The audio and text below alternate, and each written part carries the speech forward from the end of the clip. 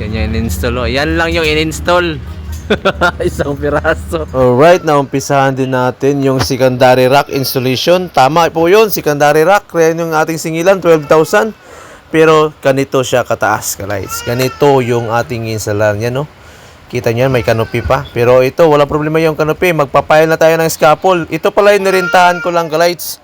Ang scaffold na to, per set nito ay 100 per day. So, nag-umpisa tayo ng hapon ito, pero kahit hapon pa rin, 100 pa rin yung isa nito. So, dahil meron tayong nagamit dito na almost 6 pala. So, 6 pieces set yung ating mabayaran. Kalis, no?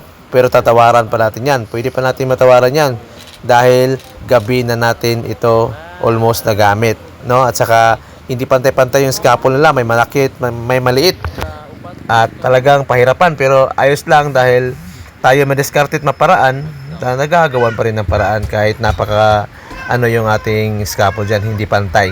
So, yan na yung aming unang sit-up. So, malapit na matapos. Ang pag-arrange lang sa scaffold yung pahirapan, guys. Ito pala yung dulo na, no? So, nandito na kami, pail na kami, parang eskwala.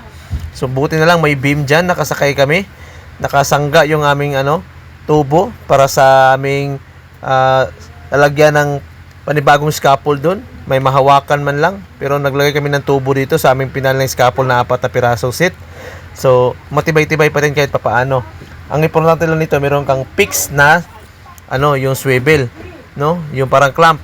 Yung swivel pala, may ikot yun.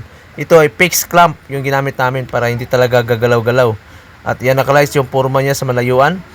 At parang matibay-tibay na rin yan. Maraming brace kaming ginawa. At bawat set niyan may platform, no? Yung platform ginamit namin ay X-frame lang.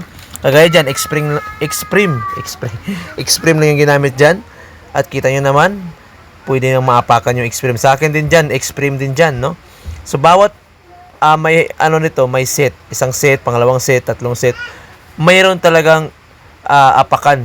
Parang platform siya, pero ang ginamit namin X-frame. So, ngayon ay nagkakating na kami ng mga kabilya dahil yung rebars na ilalagay namin ay yung pampatibay. Hindi lang tayo aasa sa ating expansion bolt o di kaya dyna bolt. Kailangan meron din tayong kabilya o rebars na ibabaon tapos i-welding. Ibabox natin siya talaga makakapit at alam natin kung saan papunta yung wire kaya alam natin kung saan dapat maraming kabilya para hindi talaga siya matanggal. At talagang matibay ang pagkakagawa natin dito dahil beam yung pinagkapitan. Kung nakita nyo dyan, beam yan ka-lights. Ang beam nating nilagyan dyan, yan yung ating malalagyan ng pampatibay. So, talagang makakaasa tayo na matibay yung gawa dahil binaon na natin yung expansion bolt na 3/8, yung size niya. At napakaganda ng pagkabaon dyan. At paglagay din natin ng secondary rack ay naka-washer na malaki para matibay-tibay rin kahit papaano. Ganito siya sa kataas ka-lights, no? So, ako muna dito, tapos si Iboy ang magwi-welding. So, yun na yung aking ginawa ka-lights, oh. Naka-expansion bolt na o dyna bolt na tinatawag yung ating secondary rack. Matibay-tibay pa rin yan kahit papaano.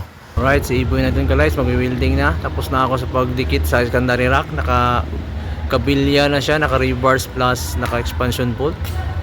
Ayan namin yung welding na. Grabe yung pag-file namin ka-lights, oh. Dahil sa canopy na yan, nahirapan kami kasi pag-file dyan, magpa-file na naman pa dito. Pero nagawan pa rin namin ang paraan. Thank you, Heavenly Father. Alright. Pasensya na kayo kalay sa voice over natin, pero ang importante dito ay matibay yung ating gawang secondary rack. Alright, naka-welding yan. Ayos, tapos naka-lights. Yan ang pencil yun sa secondary rack. Tapos na full weld na yan. Backlash na. Ano siya, ma'am?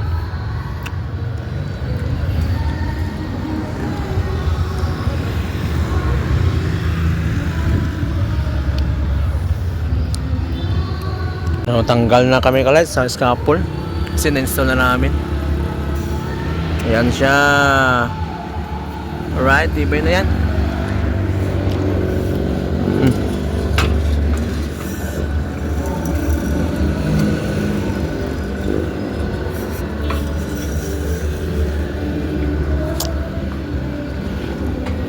Lights, tapos na rin. First floor na lang. Grabe. Alas 11 san. Yan yung in-install. Yan lang yung in-install. Isang piraso. Bunog kayo ba?